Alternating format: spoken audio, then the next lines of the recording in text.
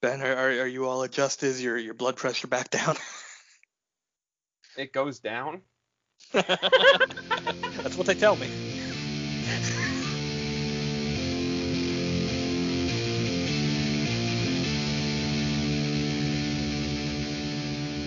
Testing. This is an emergency frequency broadcast of the Star Wars Every Week Forever system. I believe we have enough news that we must be releasing an emergency episode. Chris, Ben, am I understanding this correctly? Yeah. That's right, Josh. That's right. We have major news developments here at the Star Wars Every Week Forever studios. You're our man on the ground. Well, let's not give it a binary. You're our individual on the ground. Why don't you lead? Well, now let's not limit ourselves to the ground. I am the individual in a place of time and space. That's fair. Why don't you lead us on this? Yes. So, yes, hello. It is, well, I don't actually know what day it is currently, truthfully. A little bit late. December 18th, 2020. Thank you. Meaning we're a week late. We're a week late, but hey, that's better than usual. fast as we ever are. It was either be a week late or record 3 episodes in a row. The Christmas episode will come out in a few days, meaning you're getting 3 episodes this week. You'll realize why we couldn't do it that night when you listen to that one. Yeah, they just had to go and fucking schedule their goddamn investor call on the same fucking time period that we were doing our holiday special. I think it was a dick move of them to intentionally do that and try to fuck us. What are you doing, Kathleen? Come on. I sent an email, we were in correspondence, and you just, you fucked me. Anyway, as the only person in the group who actually watched the investor call for the entirety of it for some reason. I watched a video today, I don't know if it was just like a cut down version. I know everything that's being released. That does not mean I watched the investor call, but I've seen it. I watched the whole Disney investor call, including Nobody asked you to do the that. ABC and sports segment. There's big things happening in the world of golf, I guess. I don't fucking know. Basically, I heard a lowdown on everything but this Acolyte series. We'll get to that. I'm actually excited about that one, weirdly, more than the others, believe it or not. All right, so I'll kick us off here. Do we want to start at the bottom of this list, the top? Do you have your own order here? I have my order. I don't know what list you're using. I wrote some shit down. Okay. I have a list, like the professional Star Wars journalist I am. I have a list. I can't wait to find out, since I have a list of my thoughts and also the list from StarWars.com open, that you do not have all of them. Listen, as hilarious as that would be, I'm a professional, damn it. Look, I got the list from Kathleen Kennedy herself when she told me, hey, fuck you and your stupid podcast. All right, so lead us down this path, my friend. I really want Kathleen Kennedy to one day tell us, fuck you and your stupid podcast. Well, if we could get Rick McCallum on the podcast, Kathleen Kennedy is the next natural person. Then we'd have both of the major Star Wars producers. Anyway, so starting us off with the Star Wars announcements from the Disney Investor Call. 2 spin-offs for The Mandalorian were announced. We're getting a live-action Ahsoka show, which I think was rumored for a while anyway, but it's nice to actually have that confirmed. This, as well as the other spin-off, are going to take place in the same time period as The Mandalorian. They didn't really get specific about what that means exactly, like before The Mandalorian, after The Mandalorian season 2, like during, like I'm sure we'll figure it out during, like, you know, yeah. So they won't want super specific. Is this Rangers of the New Republic? Well, this is both of them. I was talking about specifically Ahsoka at the moment, but yes, this also goes for Rangers of the New Republic. Yeah, which was the second spinoff. I'm excited about Ahsoka. Feels like it absolutely should happen and always should have happened. Seems natural. Yeah, seems very natural to me. I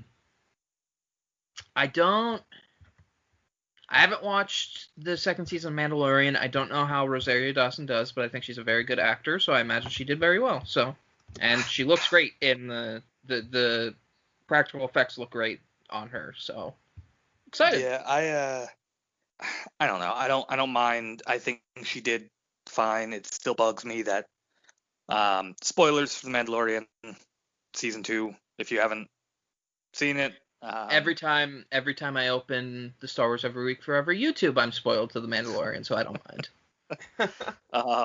The last episode of that show came out today, and I got spoiled to it, so I'm a little salty.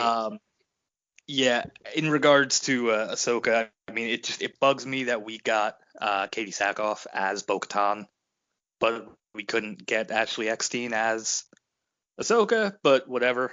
I don't know if I should poke the hornet's nest. We'll go ahead, poke the hornet's nest. We interrupt your breaking news for argument.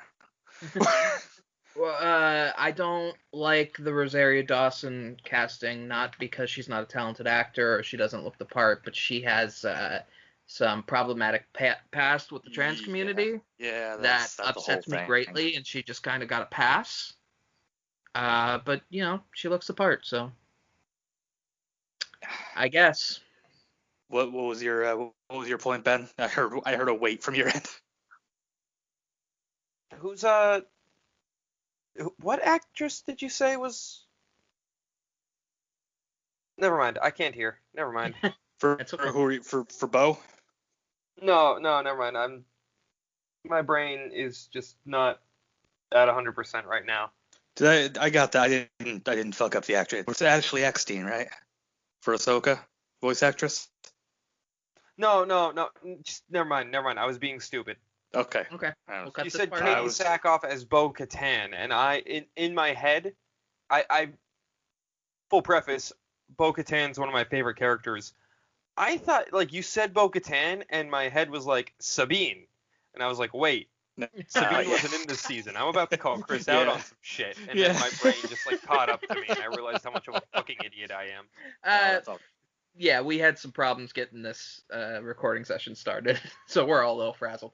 But yes, that bugs the absolute shit out of me. I mean, Ashley Eckstein has cosplayed as Ahsoka, which again is her character. I know there was an interaction between them on Twitter. It doesn't seem like there's any hurt feelings necessarily. It's just, I don't know. I feel like they could have easily had her just play the character that she's been playing for a decade. You know. Yeah. But whatever. But on that same note, I'm not disappointed with what we got necessarily. No, I'm not. Seems great. She did. I mean, this leaked months ago that she was going to be playing Ahsoka. Yeah, forever ago. I had been hoping it wasn't true. I was building up. You know, I was really unhappy about it, but I was fine with it. Just seeing Ahsoka live action, it you know, I didn't have any problems with it. I was very happy. So I was very pleasantly surprised. Before we move on, can I talk about Rangers of the New Republic real quick? And just say I'm excited for it? That's what I was moving on to, yeah. Oh, okay, good. I didn't know if we were just rolling No, that was what I was moving on to, because I'm also excited for Rangers of the New Republic. I don't know what exactly it's going to be. It's clearly going to be, I shouldn't say clearly, I mean, it seems to me clear that it's going to revolve around Cara Dune, which again, we want to talk about Gina Carano and possibly troubling relationship with the trans community, unfortunately. Oh God, really? Fuck. But yeah, it seems to be a bit of a trend. But you know, that whatever. Yeah. I like the character. I think there's potential there for some cool stories. I'm hoping, you know, maybe we get more of Bill Burr's character, who I surprisingly enjoy. And a tremendous piece amount of shit, like an incredible piece of shit. Yeah, well. I choose to believe that show is gonna be about Trapper Wolf and Carson Teva, who are the two Republic X-wing pilots that are literally just cameos. of Dave Filoni and what's it? I choose to believe it's a buddy cop show about them. I'm hoping that they also show up quite a bit. I just, I think Dave Filoni's earned it. Just let him lead a show now too, on top of doing 3 separate live action shows. So are these Rangers of the New Republic directly in The Mandalorian, or just kind of referenced and maybe occasionally seen in the background? There was a setup, which looking back seems to be a setup to this, where one of these X-Wing pilots hands off something to Cara Dune. Okay. What they call her, a Marshal of the New Republic? Yeah. Yeah. So it's something set up but not heavily explored in The Mandalorian. Yeah. Okay, cool. That's exactly. Exciting. That's exciting. Then. The things that have me most excited on here are new things not really explored. And Rangers of the New Republic is one of the 2 things that are very excited for that. Can't wait to see what they do with it. Moving on from that, I'm going to get it out of the way because it's not really an announcement. Again, it was heavily rumored, and it was an announcement, but it's not like a new show. Hayden Christensen is returning for the Obi-Wan series. Yes. They were very clear as Darth Vader, which I don't know what that means. Are we just sticking to Hayden in the suit? Are we getting James Earl Jones back as Vader's voice? Are we getting, what are we doing? It's gonna be weird if it's like Hayden's voice. Like if James Earl Jones's voice isn't coming from that suit, it's gonna feel weird because that's a voice that is hard to. I mean, it's weird in what little I've seen of Rebels to hear someone else's voice coming out of Darth Vader, and that actor I don't know who they are, but that actor does a great job. Voice actor. I was gonna say, and they do a great job, but like you said, you can still tell that's not quite. Because Sam Witwer does Palpatine in The Force Awakens, and I think in other projects too. Great actor. He did really good embodying Palpatine, but it's not Palpatine. Yeah, Sam Witwer did. You can track it. Sam Witwer did Palpatine in Rebels, but then when they got Ian McDiarmid later on for Rebels, they replaced him, didn't they? They redubbed it, which they gotta stop fucking doing that. Yeah. Oh my god, I didn't even know that. Yeah, they went back to the earlier seasons of Rebels and they redubbed over Sam Witwer. They Georged it. Fucking Georged it. That's all right. Kathleen's gonna hear about it in our next email chain. Kathleen, dubbing over Sam Witwer. I mean, there's not much to say about that, I guess, other than I think we all saw it coming. I think it's super fucking cool. It's gonna be weird. I've heard hints that, and it's even sort of hinted in the press release on StarWars.com, that they might do some flashbacks to the Clone Wars. Yeah, I don't know how you do that when you had a multi-season show of the Clone Wars. Like, how much more of the Clone Wars didn't we really see? But at the same time, there's only so much we could do in between episode 3 and 4. Oh, I don't Obi-Wan think that's the case anymore. I don't think that's the case anymore. What's They've said years. Fuck it to the old canon. Yeah. They have said fuck you to the old canon. They don't care if stuff doesn't make sense anymore. But no, my point is logistically. Yeah. Obi-Wan can't afford to be found. Yeah. I was telling my wife after the announcement, we're gonna get Obi-Wan on like 6 different planets and fucking doing a bunch of bullshit, and it's gonna be dumb. It's gonna be dumb. It's gonna be. I was gonna say the concept, like Obi-Wan space hopping all over the place, is interesting, but it kind of fucks with the whole idea of I have to guard over this child. Yeah. I mean, look, the part that I have a problem with. I'll enjoy it because it's Ewan McGregor as Obi-Wan.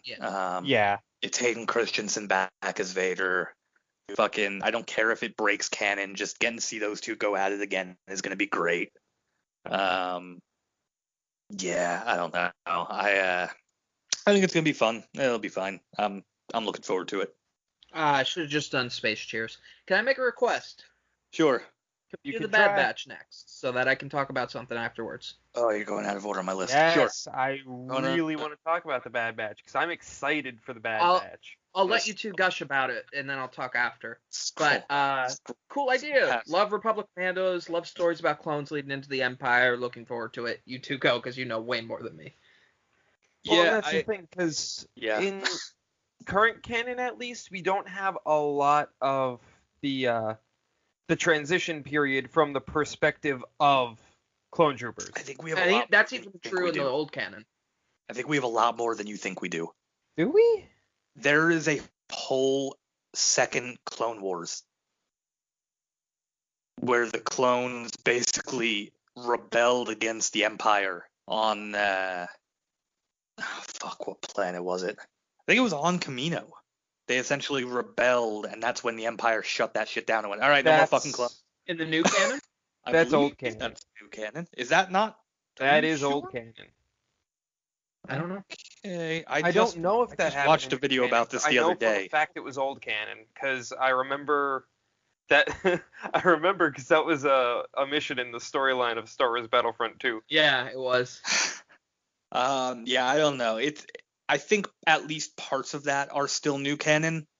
The Kamino Uprising. Here we go. Wikipedia, my best friend. And it's really interesting. It's always. It is Legends. Okay. Fuck. It's Because always. parts of that were current canon. That's disappointing. I'm willing for them to just throw that out because it's always interesting to have stories about clones mentally dealing with the rise of the Empire and the aftermath of Order 66. And it's not done that much in old canon or new. There's stories about it, but it's not done often from their perspective. Well, it's hard for them to do it right unless they want to do what they've done now and make it so there's a bunch of clones who got rid of the programming. Because, I mean, if you go by just the way the clones were, then they wouldn't really give a fuck about what happened with Order 66. Yeah, What they were like in do, old canon, they don't care. In old canon, it was more of they did it as like a duty to their country. Then it turned into, oh, they have fucking microchips in their brains. Yeah. So now it's just like, yeah, no, of course we killed those fucking Jedi. It's what we were supposed to do. What do you mean? Like, it's not. Which so like, yeah, there's some of them that care. What's that, Chris? Oh, I was finishing my thought. There's some of them that care, but for the most part, I don't think there's that many that were really struggling with it. Like, yeah, I think most of them would have done it without the inhibitor chips. But I can understand why that plot device was implemented, especially with how close the Jedi were to a lot of their clones. Mm-hmm. Like, I remember I discussed Star Wars a lot at work, obviously, and I was talking to my manager about that. He's like, yeah, I thought that was fucking stupid. And I was like, yeah, but if they just really liked their Jedi, they just wouldn't have killed them, and then that would have been that. And that's just kind of bad planning on Palpatine's part. But anyway, yeah, excited for Bad Batch. Want to see what a bunch of clone commandos post Order 66 is like. I will say, and I don't actually want to make this a huge talking point. I just kind of want to get it out there because I know both of you won't agree, but both of you don't have the perspective I do on this. I already disagree. It's slightly. I recently started watching Clone Wars, and I always wanted to, but I never found the time. And it's a little disappointing to me, just me, that I started watching it almost begrudgingly, not because of the podcast, but because of the rumors out of the Mandalorian of what season 2 is like, and because of a lot of this lineup. There's 3, maybe 4, if Obi-Wan Kenobi really does go back to the Clone Wars, shows coming out on Disney Plus that is directly connected to the Clone Wars, and you have to have an understanding of the Clone Wars in order to understand those. It's a little disheartening because Clone Wars is 7 seasons, 5 of which have 20 to 22 episodes. It's a process to get through. Yeah. And I don't like that I'm watching that show begrudgingly now in order to be able to enjoy this other stuff coming out. Well, I mean, I like to think of it a lot of. I don't necessarily agree that I have a different perspective than you on this. It's just like the old EU with the books. Yeah. I mean, we talked about this recently in regards to the books where, I suggested that in order to fully appreciate the legacy novels, you need to read the Vos and Vong series. And you don't have to, but you're going to miss some stuff if you don't. Like, I don't think you need to watch. I don't think you need to watch Clone Wars to watch any of these shows except for maybe Bad Batch. Yeah, that's what I was about to say, because like Mandalorian, the stuff it does take from Clone Wars, it does a good job of at least explaining why it's important to the plot of The Mandalorian. No, I'm not saying it doesn't, but you're kind of robbed of a perspective, and it's not even like the conversation that we had recently off podcast about the Yuuzhan Vong leading into Jason's fall, because in a book you can put an ample amount of time into explaining that, whereas in a television show it's harder to do. I'm just saying it's not really anything I want to linger on. I'm just saying I imagine a lot of people who have never had the chance to watch Clone Wars or didn't have Cartoon Network or whatever when it was coming out, it's a little kind of everything you see, not necessarily Obi-Wan Kenobi, although it seems like it could be, but Ahsoka and Bad Batch are so tied to that show that you almost feel you have to begrudgingly go put in all of these hours. All I will say without getting into possible spoiler territory is for Ahsoka, I feel like given a name drop we got on her episode of The Mandalorian, I feel like Rebels might be more important to the Ahsoka live action series than there you go Clone again. Wars. There you go again. It's actually kind of that's what I'm saying. All I'm saying is that I don't think necessarily it's the best marketing decision by Disney to have all of these already intrinsically tied to shows that people maybe haven't seen. I almost don't really want to linger on it because I get what you're saying. I definitely get it. I don't think it's going to be a huge deal. You know, I don't think it's going to be anything that like turns off new viewers or is incredibly confusing. I certainly get where you're coming from though. Is anyone that hasn't watched the Clone Wars going to watch the Bad Batch? Yeah, probably. I doubt it very highly. I mean, it's an animated Star Wars show. Kids will watch it. It's a show for children. Well, yeah, that's different. Well, I mean, I have friends who started watching Rebels without watching Clone Wars. Well, that's different. Rebels wasn't technically supposed to be a follow-up to Clone Wars when it was announced. It just kind of became that. Clone Wars is so beloved that Clone Wars... They started watching after it already became that. Well, recently I didn't know that until I started doing the podcast. Honestly. Well, yeah, but my point is that... Okay. But my point is that even in the case of Rebels, Clone Wars, because it is so beloved, has leaked into all of these shows. And from a person who has not seen much of Clone Wars yet, and I imagine this will go away very quickly, it's so much context to take in that looking at all of these projects is kind of like, man, I got to get this done. And that's kind of annoying to me. If you're someone who really cares that deeply about these shows, you've mostly watched it already, or at least have some it's just like comic books. I mean, anytime something new comes out, it's like, yeah, you kind of need a little bit of knowledge of stuff that came before, but you don't necessarily, you're not going to not enjoy the thing, you know? Like, there's context that'll certainly help you.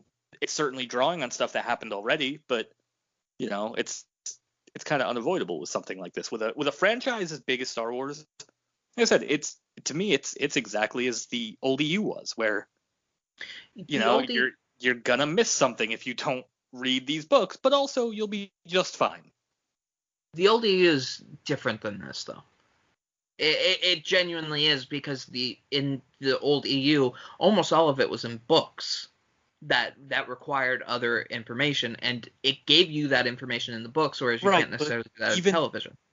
And this is also quite honestly, this is also why I didn't want to like make it a sticking point during the podcast, because you're not going to agree with me. And the reason you're not going to agree with me is because you've watched Clone Wars. Right, but the only evidence we have of this so far is these characters being brought into The Mandalorian, and they tell you on The Mandalorian who these people are and why you should care very quickly and concisely. That I have faith they're going to do that with the rest of these shows when they have more time. Like I've seen them do it already in a way where it's like, oh, okay, even if you've not seen Clone Wars, you now know who Bo-Katan is, why you should care, and why she's important. All right, I'll trust you. I mean, Ben, do you disagree with that, or do you agree with that? And yeah, no, that's pretty much what I said earlier, where it basically presents all the information you need to know about the characters in the show. Like, obviously, it's not as much context as watching a whole 7 seasons of a show, but it's it gives you what you need and probably then a little bit more. Okay. Yeah, I'm just, like I said, I'm just saying, like, I think a good, but we'll move on after this. I think a good example is recently in Marvel Comics, there was a big Avengers event that involved Moon Knight and his god Khonshu, and the Avengers had to fight Moon Knight. And like, yeah, if you're just reading the mainline Avengers comics, you have no fucking idea who Moon Knight is. So it would probably help to read the Moon Knight comics, but you have enough information to know who this guy is now. I will throw out there, as a longtime lover, also hater and reviewer of comic books, that is the worst comparison we can make in this case, because so often it's done so poorly. I actually have more faith in this, with Dave Filoni at the head of so many of these projects, to do better than fucking the majority of comics. But I still consider it to be a slight issue. But if you're trying to make the argument, don't fucking compare it to comics these days. So, Andor. Oh God, we're going off. We have blown my list the fuck up. I know. I was trying to get us off track a while ago. I know. I'm trying. All right. I was supposed to lead this. We've gone in 3 different directions. I was trying to go along my list. I literally said at the start of that rant, I don't want to make this a thing. So Andor. Oh God. Scrolling. Hold on. God Chris damn is it. just like, oh God, I gotta scroll down now. Damn it. Welcome to my notes every week. Cassian Andor from Star Wars Rogue One. His show's still happening. Yeah, I'm excited. Yeah, basically. I like Cassian Andor. I like the idea of seeing a more seedy underbelly of the rebellion. I'm a bit trepidatious on what you can do here that's not either muddying Rogue One or losing content. But that wouldn't be a problem. He, yeah, we know he bites it in Rogue One. Spoilers for Star Wars Rogue One, the movie where they tell you going into it, hey, everyone dies in this movie. Yeah, no, it's done by the guys who did the Bourne Identity movies, so it should be. I don't feel like it would detract from Rogue One all that much, honestly. I don't think it detracts from Rogue One at all. I don't either. I just mean if you're gonna do 12 episodes on Cassian Andor, it's gonna apply a context to Rogue One that might muddy it in a way. I'm not necessarily saying it'll take it away. It's certainly an interesting decision to go, hey, here's this character we used for one movie and then killed. Now let's go do a series about him before we killed him. I love Rogue One. I love Cassian Andor. I'm really looking forward to this. But I'm just putting out that perspective that. Well, yeah, but also I feel like it's hard to diminish Cassian's character when he's literally introduced in Rogue One as shooting someone who just gave him valuable information for the rebellion. No, I don't disagree with you. I just no, I don't think Josh meant it's going to diminish the character, like make the character worse. I think it means like I can understand Josh's point of view of like it could make Rogue One's context strange, like it could almost make Rogue One worse in comparisons. I get it, like, but I don't necessarily agree. And to be fair, I see where you're coming from. To be fair, I don't feel that way. I love Cassian Andor. I love the cast of Rogue One. I think they did a fantastic job in that movie. I'm just saying that if there's a worry there, that's it.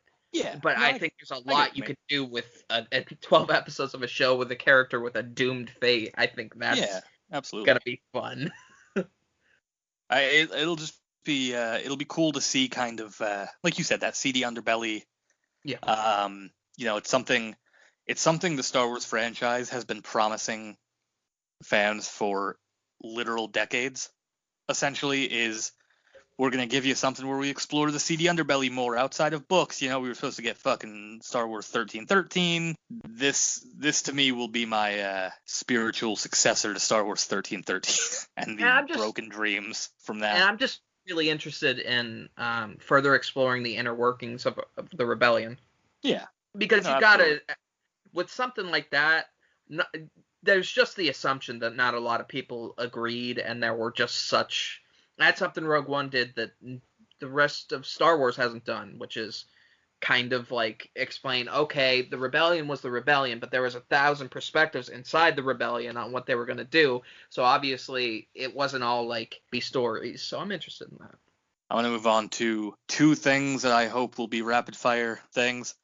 Visions was announced It's a cool concept. It's not something I particularly am going to be into, I don't think. It's like a series of animated short films Oh, that yes, I is was being done by a excited bunch for of this. Japanese anime creators.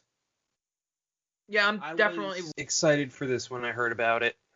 Yeah, mean- it's 10 episodes. It's like short films done by anime creators. It'll be cool. I'll definitely check it out. It's not something I don't watch anime. I'm not into it. It's a similar project to what they did with The Matrix. That short series where they Yeah. just kind of put it in a different perspective. The You know, they did it with Animatrix. Halo. Yeah, I'm always Yep. excited to see that stuff. It's not. I imagine none of it's going to be canon. It's just going to be an interpretation, and I'm interested in that. Sure. Moving on from there, Star Wars: A Droid Story Yes. animated series starring C-3PO and R2-D2 with a Star new Wars- hero who There's- has yet to be announced. There's no info on this. I don't. It gave me the announcement gave me major droids vibes. If anyone's familiar with Yeah. the old fucking cartoon. Yeah, unfortunately. When I heard about this, that's the first thing my brain went to. The first thing my brain went to, there was a comic that was always in question in the EU, that was like 1,000 years after the Battle of Yavin, where some person on an unknown jungle planet finds R2-D2 and manages to turn R2-D2 back on. Just for a little bit. It's like a short story. That's what I imagine. But like, there's no fucking info on this, so meh. I'm not gonna think about it when we turn off this podcast again until I hear more. Like, it's just gonna leave my mind. I will, God willing, never think about it again. I like that it's called a droid story, but they don't even tell you if the new hero is a droid or not. I like how for some reason No, I Star don't Wars think it has is. an obsession with animated droid shows. Yeah. We just got, well, not just got, but there's Star Wars Blips, which is like short stories about droids. There's the old school droids animated show. There's some like Lego Star Wars thing that has a very, like, it, from the shorts I saw, centers around a droid. I might be wrong on that. I just started watching some of that because I hate myself, apparently, and I want to torture myself. Listen, if this show doesn't end with L337 just coming in there and liberating all the droids, it was a waste of time. Moving on. Another quick rapid fire thing. They once again talked about the fact that Taika Waititi is in fact still doing a movie. There's literally no information about this as he's still writing it. Yeah, we got no new information. It was just like, yep, this is still happening. Yep, he's still writing the movie. Yeah. It's a movie that's happening, that's being written currently. I love Taika Waititi. I worry that he's going to get complaints that, his humor style mixing with Star Wars when everybody's kind of already complaining about humor in Star Wars. I worry that's going to be a problem, but I'm interested. Definitely interested. He's fantastic. I think it'll be fun. He's definitely fantastic, but that's the only thought that I can think for of. Sure. Next was also in the realm of movies, Rogue Squadron was announced for Christmas 2023 with Patty Jenkins directing. Patty Jenkins, if you're unfamiliar, the director of Wonder Woman, fantastic director. This is probably the thing that has me most excited. I'm definitely interested. I have worries. I'll get it out of the way. I couldn't give a fuck less about this movie because I don't care about like the ships and the dogfighting and all that. So like, I don't care for that at all. So I'll still watch it. I'm not like super jazzed about it. Get me some Rogue Squadron led by Wedge motherfucking Antilles. So that's the thing. I'm gonna go to bat for a community. My worry in regards to Rogue Squadron is that there are 12 plus books on Rogue Squadron with a lot of context and a lot of story there that is very good, that I own most of them, that I have not read because I, like, to a certain extent, like Chris, just don't care. But it would be a shame if, like it's rumored, Rogue Squadron is back without any of that baked into it. Yes, that's the issue currently. Yeah. Is for a lot. I don't think a lot of people are realizing, like, they hear this thing, oh, fucking Wedge, and yet I don't think it's gonna be that. I think it's gonna be the new Rogue Squadron. In current canon, Wedge is in Rogue Squadron, so I imagine Wedge will take it in. Okay. But I also imagine in every other aspect, it'll be nothing like the books of Rogue Squadron. And again, I never read those books. I own most of them. I've never cracked the spine on them. But it would be a shame to be a fan of that, like, pretty bulky series and see it on the screen finally, and it has nothing to do with what you ever watched. Yeah. So, also, this is the perfect director for the perfect kind of movie, so you put that out of your mind. This will probably be really interesting. Well, that's a cool thing, too. I really enjoyed watching the investor call and hearing Patty Jenkins talk about, I guess her dad was in the Air Force. I didn't know that. She lived on base and used to watch him go up in it. So, like, she has, like, that. She has experience in that world. Like, she knows what she's talking about in regards to this sort of stuff. So I think it's going to be really good. Again, I have no horse in this race. I don't particularly care for this stuff. I'm excited. I think it's going to be cool. I'm going to enjoy it for what it is, but it's not like my most anticipated thing currently. Yeah, I don't care about in all honesty, I don't care about the old Rogue Squadron books.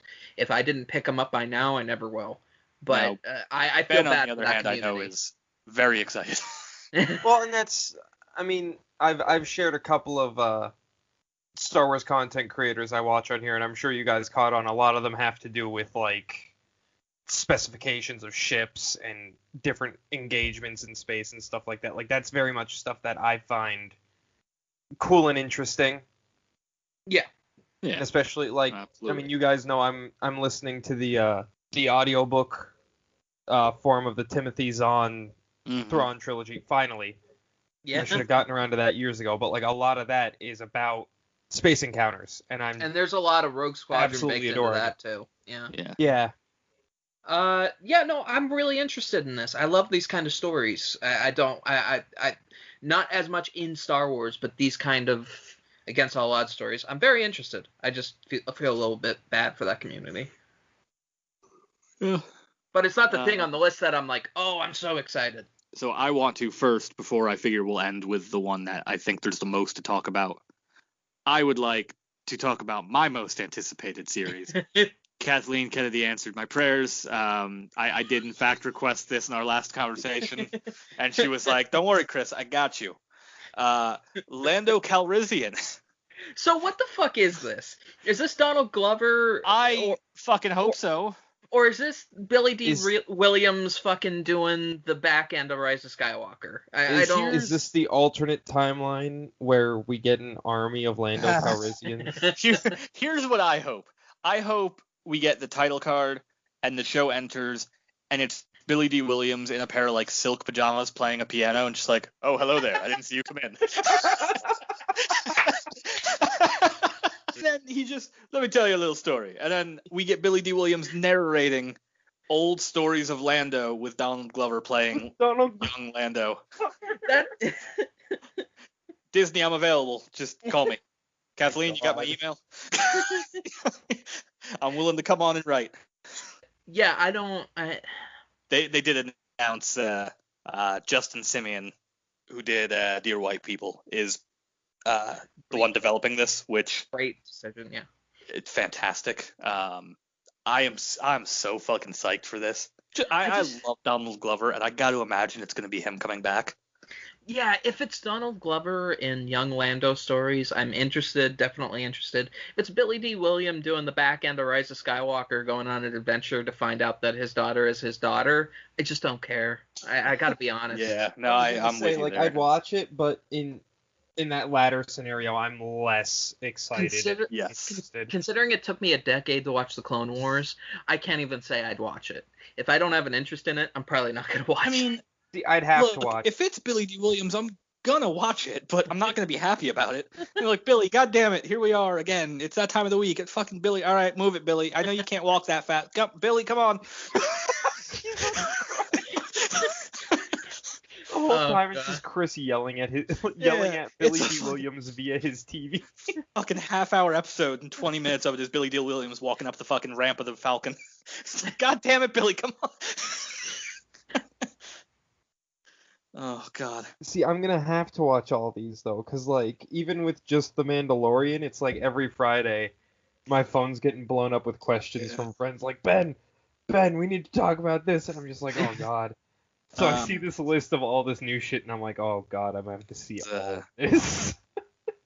I'm surprised that this one is actually ending it, because I figured everybody else would be like meh on it, and whereas I'm like really interested in it. I have a strong opinion of this show, so that's why I wanted to end on it, because I figured there was going to be the most to talk about here. So they also announced The Acolyte, which is being done by Leslie Headland, who did that Russian doll show on Netflix. Great fucking directing, if this is what it appears to be. I knew this was happening already. Like, everyone acted like this was a big announcement. She did an interview like a month ago where she talked about the Star Wars show she was doing. Oh, I had no idea. That interview really rubbed me the wrong way, so maybe it's just me coming into this with that interview in mind, but whatever. What did she have to say? I don't remember what it was specifically. She described it as like a kung fu adventure show. I mean, that could fucking work and stuff. But like now they're talking about it as a mystery thriller. It's in the fucking High Republic, which has been like delayed. Yeah, and it's coming out and. Well, the comic she's been for talking about High how Republic she's doing a comes show out. for a while now. Yeah, she's been talking about the show for fucking forever. But she didn't I interview didn't like a realize month this ago was her about until I saw her picture. The High Republic stuff isn't delayed. It comes out at the beginning of January. I know. It was delayed. It was supposed to come out this last summer. COVID-19. I understand that. Yes, I'm just saying, like, they announced this show, and it's like this big thing. It's like, well, it's set in the High Republic's final days. And I'm like, we haven't even seen the High Republic's beginning days yet. Why the fuck do I care about this? Well, I will say, this morning, some leaked panels for that started, and it feels very, very different. In the same way that there's a comic series that came out in the EU that was set before the Knights of the Old Republic, like 40 years before that, which is weird, but it had this archaic art style and this different structure to the Jedi that felt entirely different than anything else in Star Wars, but still really at its core Star Wars. That's the vibe I'm getting from the High Republic, and I'm very interested. And I'm especially interested in this show because it seems to be, I don't know if it's going to be like, it seems to be dark side, which I worry about. But if you're going to do a dark side story, the creator of that show, Russian Doll, fucking great casting. Well, but the thing that... No, go ahead. No, it's just, yeah, I'm really interested in this. I like new. This feels new. Well, the thing that bugs me about it is, like, it's like, it's exploring the sinister secrets of an emerging dark side power. High Republic leads directly into Phantom Menace. Which, the description of a Phantom Menace could essentially be the shadowy secrets of an emerging dark side power. Like, it leads into, well, pre-Phantom Menace. Like, it would lead into Plagueis, and then, Yeah. Which is probably why Disney recently, like, essentially decanonized that's what I'm saying. The Plagueis timeline. That's my concern about this how many people... The reason why they decanonized it is because they're working on Bane stuff. Bane should have nothing to do with... No, I'm not saying here. I'm saying we know for a fact that they're working on Bane stuff for the future. That's why they decanonized Plagueis. Josh. What? Please no. I don't see why... I've told you this information before. I don't see why they would... I don't see why they would make it why they would take away the canon of Plagueis because they're doing Bane stuff, which is set like 1,000 years before. What's that have to do with Plagueis? Because they're setting it 200 years before now, because Disney hates me. Well, it's possible this is where it's going to be, and that doesn't bother me. But We know that they're doing stuff with Bane. We know that Plagueis is canon no matter what. We know that Bane isn't what Bane was in the EU because of Clone Wars. So they're kind of shifting this no matter what. You can't change the timeline of Bane because the timeline of Bane is talked about in Clone Wars. Wait, what do you mean that Clone Wars changed the timeline of Bane? That's what I'm saying. No, that's what I'm saying to Josh. Of Bane, it's changed the appearance of Bane. No, they've changed. Not quite. Here, hold on. You're saying that Bane can now take place like 200 years before. No, I've never said that. Just said that 2 seconds ago. No, what I said was. And help me. Am I insane? You're insane. You're not understanding. I think Josh is confused. No, I think what I am saying is that the entire line of Bane, this entire history of Bane and his apprentices and all of his apprentices have been decanonized so that they can do stories about it. I'm not saying that Bane's going to be in the show, but what I am saying, because you keep bringing it up, is it's not going to bother me that much if they do it. No, I know. I'm saying it's going to bother me. I was about to say, you seem like you think my concern is that it's going to bother you. I don't care. I'm concerned if it's going to bother me and Ben. I wasn't arguing with you about your concern. Everybody, all of a sudden, I put in my perspective, and everybody descended upon me. You literally. I don't have rapid replay. You literally said something along the lines of they're changing where Bane is in the timeline. No, I said they've already changed Bane's history in the timeline, meaning they put a different. They haven't. They put a different. So Josh, as Bane appears in the Clone Wars, yes, he is a vision that Yoda has. Yeah. As a temptation of the dark side, and all Yoda says is, "You are Bane, the one who established the rule of two," and that's pretty much it. But he appears entirely differently. Yes, because he's a Force vision. All I'm saying, his appearance is the same. Yoda was basically tripping balls that whole time because he also has a vision of Dooku at the Jedi Temple. Yeah. After his fall. Okay. So I'm not going to take any of that as gospel. That's Yoda tripping balls while he's trying to figure out how to be a ghost. But on the same token, they recently decanonized the Plagueis novel. Yes, because that novel was written forever ago. Yeah. So they're clear, and that novel already fucked up their canon. So all I'm saying, and this is what's driving me nuts in this conversation, is that they very clearly have plans for this line of history of the Rule of Two, and they're going to probably do something even just slightly different with it. That's all I said. No, I never know. said Bane's going to be in this show. Well, no, I didn't say you did. Josh, the problem is you're saying this like that's a good thing, and I think that's where the hostility from Ben and I is coming from. I'm saying it's a neutral thing. If they do a good job with it, it's fine. My problem going into this is I'm already not excited about this High Republic thing. I don't care about Dick Yoda in his prime. Apparently, there's supposed to be 3 Jedi Masters on the Council at this point. Yeah. 3 Jedi Grand Masters. So the lore is that the entire Council has to approve a Grand Master, and apparently for some reason they didn't all agree here. Maybe it's because in this history, Yoda essentially won't fucking go back to Coruscant. Like, he just won't go back to Coruscant. He's trading Padawans off Coruscant, so he just won't go. So yeah, it's different. It feels different, which I'm interested in. I have no interest in this bullshit of, there's no Sith, we beat them all, but now there's space Vikings, but also there's really Sith, but we just don't know it, because that's totally what's happening here. Yeah, I feel like they just don't know what they want to do, so they have a bunch of ideas and no way to tie them all together, so they're just like, fuck it, let's just lump it in the High Republic. The impression I get from a day of lore, like, reading about this, because I did spend a lot of my morning reading about this, is that the High Republic era, this entire era that they want to focus on for a while, is set over a long period of time, and this Acolyte part is not going to be like this grand reveal of the Sith. It's going to be the behind the scenes of the Sith preparing their power, and everything else that happens in the High Republic happens on its own. It's separate from this. This is them preparing the rise of Palpatine. I imagine in the Acolyte, Yoda will appear because he's got to fucking know how the Rule of Two became a thing no matter what, but I don't think they're going to combined. I have such a problem with the fact that the High Republic has not even come out yet, and this is their big overarching thing for the next few years.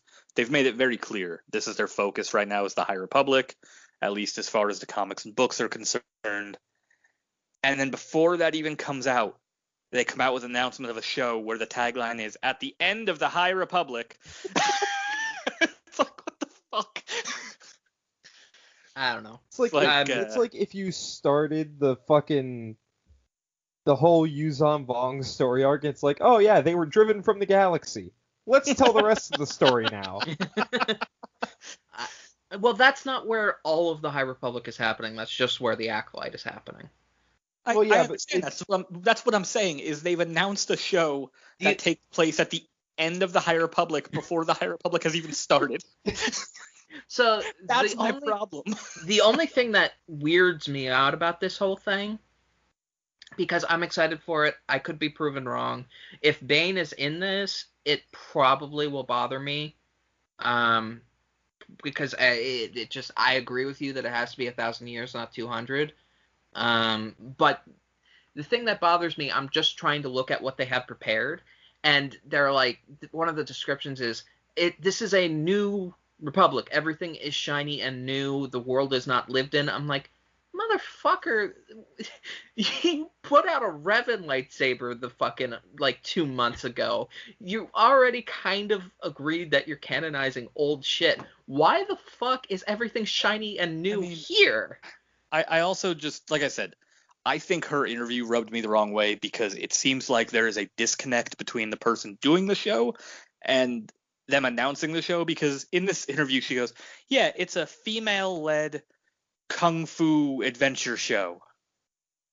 And then this announcement it is weird. It's definitely weird. It's the dark side, and you're going to be meeting, it's the beginning of the Sith, and, I don't know. There seems to be a disconnect here, and it's definitely weird. It wouldn't surprise, and I doubt it's going to happen. I don't think they know what this show is yet. I don't think they've started making the majority of these shows. No, are you kidding me? This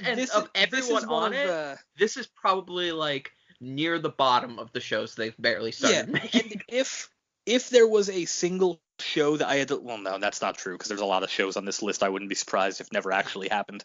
A droid story is not going to happen. Yeah.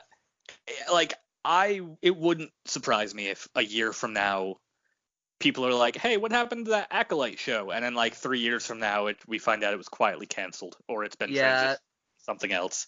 I'm just saying, of everything on this list, it all kind of feels old stuff we've already seen. I love new Star Wars takes. It's not. I love them, and this is the thing I'm interested in. We're dwelling on that aspect, but I mean, we got to summarize. I think the future of Star Wars is looking bright. I mean, this all looks really interesting. Yeah. Yeah. I'm all for new Jon Favreau, Dave Filoni led shows. Dave Filoni is the savior of Star Wars. I am going to say something slightly controversial. I'll kill you. Hear me out. I'll actually kill you. You need to hear me out. Sure. Chris, I'll come pick you up. Dave Filoni should be taken off all of these projects and allowed to start his trilogy. No, let him do these, and then he can do his trilogy. Because I think these are going to set up his trilogy. I hope so. I'm joking. I was just joking. I was fucking with you. I'll kill you. No, I have full faith in Filoni and all this stuff. It looks good. I think Dave Filoni needs to be, and I mean, it seems like he's kind of unofficially already in that role with Jon Favreau. They need to put Dave Filoni in the Kevin Feige role of the MCU. And I get that that's supposed to be Kathleen Kennedy, but she's Kathleen not. I don't think she's as much in charge of the direction of Star Wars as much as she is the marketing and the yes and the no of Star exactly. Wars. She's the person, like she is the boogeyman to Star Wars fans, I think, and she's the one that gets a lot of blame laid at her feet. But she also, I think, has the least to do with Star Wars of anybody involved with Star Wars currently. I think she's like the figurehead, essentially, of like, hey, you recognize this name from old Lucasfilm? Yeah, she's totally in charge, guys. Ignore the mouse. But yeah, those are our thoughts. We're excited. It's news. We've always said we're EU people, and I think our love of the EU is sort of bleeding into all of this because we're excited for different takes and new stuff. Well, we are unlike some of the people who dwell in the underbelly of Reddit and 4chan. Yeah. We're angry about Star Wars a lot, but we're articulate and we can talk about why we're angry and come to a conclusion like adults that like, no, this isn't all bad and we shouldn't burn people alive because they're doing new stuff. Like we're EU people, but also this new stuff looks cool. I think it deserves a chance. See, at this point, I have accepted what the expanded universe is. Yeah. And the only way they can upset me with it is if they take a character that was in it and entirely warp it into something new. That's the only way they could upset me in regards to the EU. Yeah. But I mean, don't get me wrong. There's plenty of ways they can upset me still. Yeah. In that regard, the only way they can upset me is by fucking with what they were. And so far, they haven't done that. And I've said many times before, what I love about Star Wars is it was once and kind of still is, although it's a little more controlled, a sandbox for everybody to play in and kind of do their own thing. And I will always love it about this, and that's what all of this feels like. So I'm in. Yeah, for sure. I gotta finish Clone Wars though. Ben, do you have any closing thoughts on news? Not really. I'm excited for a good chunk of these. And I want to see where it goes. All right. Well, on that note, your man in the ether here, I will be handing it back to the station here. The emergency broadcast system is officially shutting down. Thank you for joining us. Bye.